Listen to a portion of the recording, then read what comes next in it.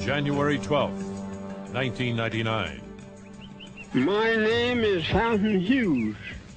My grandfather belonged to Thomas Jefferson, and now I am 101 years old. They are voices that break a silence. We were slaves. We belonged to people. They sell us like they sell horses and cows. Witnesses to a time we only know from photographs and the written word. But they were there.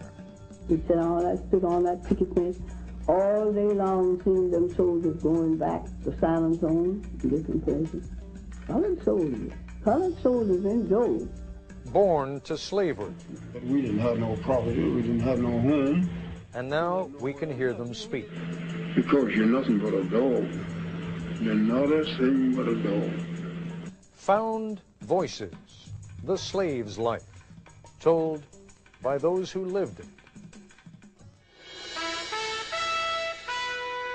From ABC News, this is Nightline. Reporting from Washington, Ted Koppel.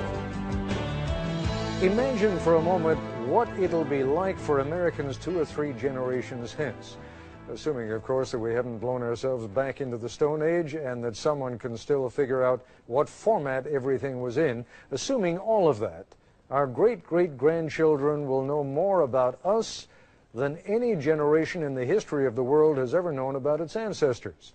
There'll be photographs, of course, black and white and color, audio cassettes, and in a few families, 8 and 16 millimeter film.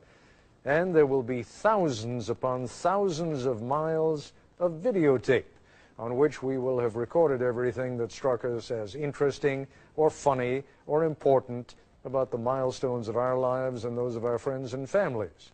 They will be able to see and hear us long after we are dead. Imagine if we could only do the same. If we could only bring back the voices and images, and most important of all, the memories of those who lived 100 or more years ago. Well, brace yourselves for a minor miracle. For reasons I'll explain as we go along, we have the voices and the memories and a few black and white photographs to go along of some men and women who were born, some of them 150 years ago. And what makes these recollections all the more remarkable is that these men and women had been bought and sold like so much livestock. Tell you the truth, when I think of it today, I don't know how I'm living. I remember that just as well. Look like to me, I can't. Been slaves all our lives. And mother was a slave, sister was a slave, father was a slave. They know nothing about reading right. All that I know, they teach you to mind your master and your missus. Mom and them didn't know where to go. You see, after freedom go, just like you turned something out, you know. They didn't know where to go. They are haunting voices from the past. Not actors reading a script or scholars reading a text, but the actual voices of men and women, Americans, who were born in slavery. My name is Fountain Hughes. I was born in Charlottesville, Virginia. My grandfather belonged to Thomas Jefferson.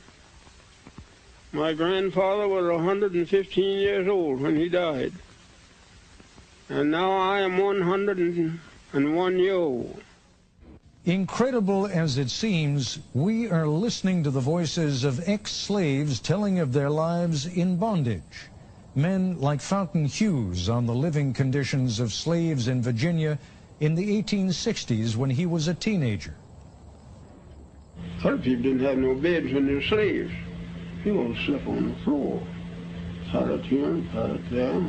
Just like a lot of wild people. We didn't know nothing. Didn't like to look at no book. Women like Laura Smalley, describing the makeshift church where slaves worshipped on a big plantation in East Texas. All the churches would have a tub of water sitting just like this thing is, you know, and that would catch your voice, and they would have church around that tub, all of them get around the tub. Or Harriet Smith, remembering what she saw as a small girl during the final days of the Civil War. We said, I stood on that picket fence all day long, seeing them soldiers going back to San Antonio and different places. Colored soldiers in droves. That's right along by our house. Our home is a two-story house, a white folk. These recorded memories were among thousands of interviews done with ex-slaves in the 1930s and 40s. The majority were written interviews published in pamphlets and books. A handful were recorded on the latest equipment of the day, 200-pound portable recorders that a hearty band of folklorists lugged across the South. You let her go free, you know. Of course, but I have... These recordings, once scratchy, distant, filled with the crackle and pop of that primitive equipment, Nothing worries me. My head ain't even white. now have been cleaned up through the magic of modern technology, digitized. I'm the oldest one that I know that's living.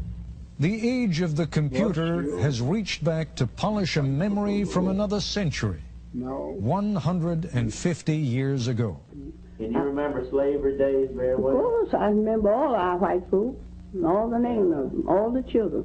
Call every one of the children's names. Who did you belong to? Jim Button, the baby boy.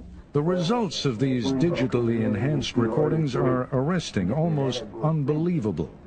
The idea of hearing the voices of actual slaves from the plantations of the Old South is as powerful, as startling really, as if you could hear Abraham Lincoln or Robert E. Lee speak.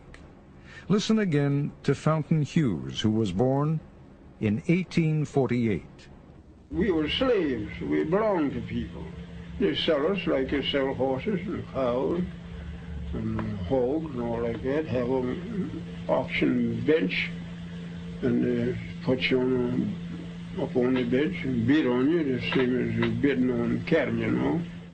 Much of what these three former slaves say may at first seem unremarkable. Much of what they say may surprise and upset, and their calm demeanor is at odds with the evil and violence we associate with slavery.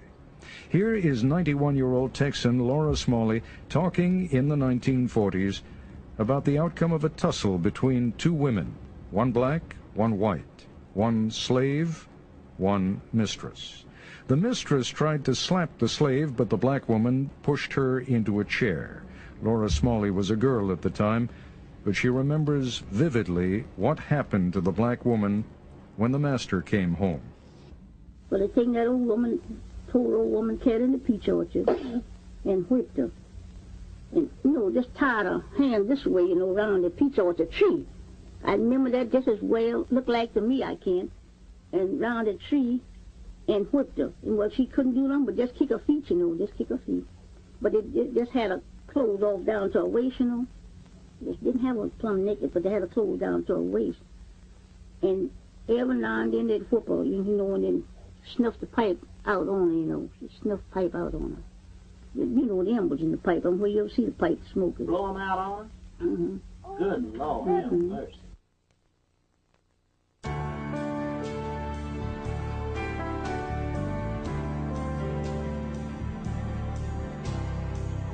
This is ABC News Nightline, brought to you by First Union.